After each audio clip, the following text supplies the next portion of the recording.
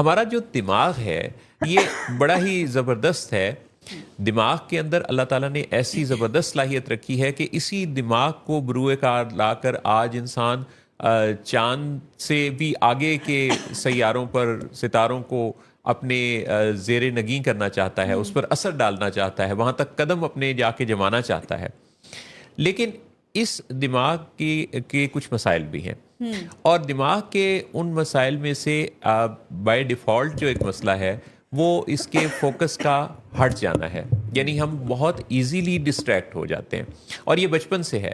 یعنی شروع سے ہی انسانوں کے دماغ میں جلدی سے ڈسٹریکٹ ہو جانے کا جو عمل ہے وہ پیدا ہو جاتا ہے. جی. اچھا, اسے پھر سیکھنا پڑتا ہے کہ ہم اپنے فوکس کو کیسے ٹھیک رکھیں. آپ دیکھیے کہ جتنے بھی کام ہیں ان کے لیے یہ جو پریکٹسز ہوتی ہیں یہ کیوں ہوتی ہیں؟ فوکس کے لیے. کیونکہ اصل جو نتائج پیدا ہوتے ہیں وہ آپ کے فوکس سے ہوتے ہیں.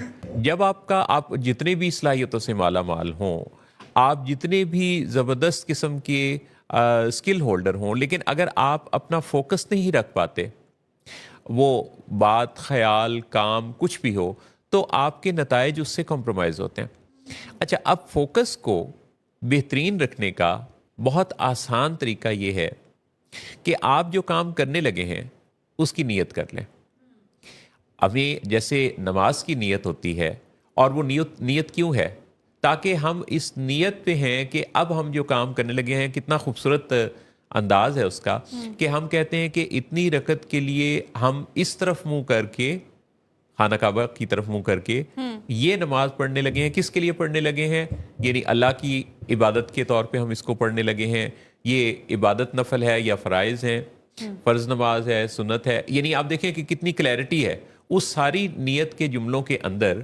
این اسی طرح اس میں سے اگر ہم دیکھیں کہ اس نیت کو اپنی کسی بھی ٹاسک, اسٹڈی ٹاسک سے ریلیٹ کر لیں, کہ مثلا میں نیت کرتا ہوں کہ میں نے ابھی یہ جو اپنی اسٹڈی ہے, یہ جو میں نے جس سبجیکٹ کو میں پڑھنے لگا ہوں, اس سبجیکٹ کے دوران میرے دماغ میں بہت سارے ادھر ادھر کے خیالات آئیں گے, پر میں نے ڈسٹریکٹ نہیں ہونے دینا, اور میں نے اگلے اتنے ٹائم کے لیے یہاں سے لے کے یہاں تک فوکسڈ ہو کے اس سبجیکٹ کو پڑھنا ہے.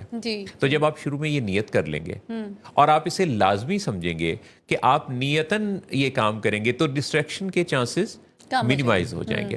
اچھا, اسی طرح سے اگر آپ یہ پریکٹس میں کریں گے اور آپ یہ لگاتار کچھ عرصہ کرتے رہیں گے, جیسے 3 to 6 weeks اگر آپ لگاتار اس عمل سے گزریں گے, تو پھر یہ آٹومیٹڈ بھی ہو سکتا ہے, آٹو پائلٹ پہ جا سکتا ہے, اور آپ کی روٹین میں کسی بھی ایسی جو کوئی ایکٹیویٹی ہے اس کے حوالے سے آپ کو یہ چیز آپ کی روٹین بن جائے گی کہ آپ کو پہلے اس کی کوئی نیت کرنی ہے کہ اس کام کو اتنی دیر کے لیے اس انداز سے کرنا ہے.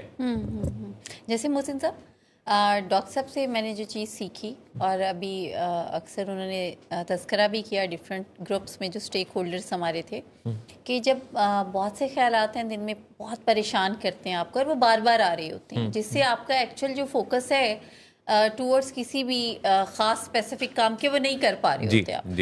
تو ان سے جو چیز میں نے سیکھی وہ یہ کہ آپ پریشانیوں کا نا اور پریشان کرنے والی سوچوں کے لیے ایک خاص ٹائم مختص کرتے ہیں, اور پھر اس پہ آپ کہیں کہ میں رات کو 7 بجے یہ پریشان والی باتیں سوچوں گا, اور 7 بجے تک میں اپنے سارے کام کروں گا. تو 7 بجے تک جب آپ سارا کام کرنے کے بعد پھر 7 بجتے ہیں, اور پھر آپ کہتے ہیں اچھا اب میں وہ سوچتا ہوں جو مجھے پریشان کیے دیتا ہے. تو اس سے یہ ہوتا ہے کہ آپ کا جو پورا کام ڈسٹریکٹ ہوتا ہے ان سوچوں سے, فوکس بھی آپ کا افیکٹ ہوتا ہے, آپ گول بھی اچیو نہیں کر پا رہے ہوتے, تو ایٹ لیسٹ وہ کافی حد تک منیمائز ہو جاتی ہیں. 2 باتیں ہیں اس بارے میں. ایک تو یہ کہ 7 بجے اگر آپ نے پریشان ہونا ہے تو پھر آگے اس کی لمٹ ہونی چاہیے کہ 7:30 بجے تک. لیکن اگر آپ 7 بجے سے آنورڈز پریشان رہیں گے تو پھر کیا ہوگا؟ پھر تو سو ہی نہیں پائیں گے. پھر تو سو نہیں پائیں گے. دس از ویری امپورٹنٹ کہ اگر آپ نے 7 بجے پریشان ہونا ہے تو آپ نے پھر 8 بجے کوئی اور کام, کوئی ڈرامہ دیکھ لیں آپ.